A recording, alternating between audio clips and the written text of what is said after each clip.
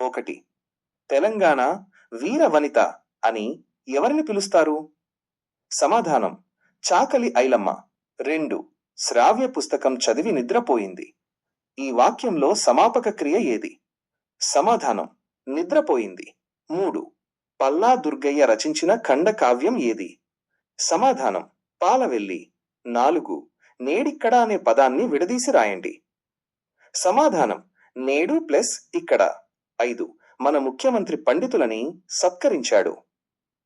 ఈ వాక్యంలో పండితులని అనే పదం దేన్ని తెలియజేస్తుంది?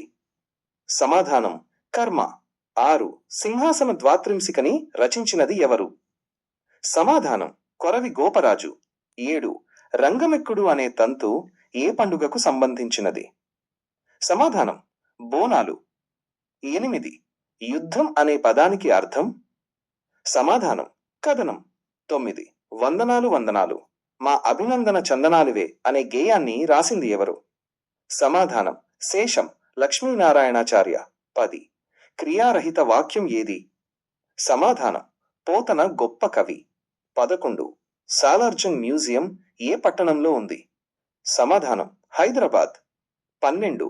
ఒక హల్లుకు అదే హల్లుకు చెందిన ఒత్తు చేరితే? సమాధానం: ద్విత్వాక్షరం. 13. అనుజుడు అనే పదానికి అర్థం? సమాధానం: తమ్ముడు.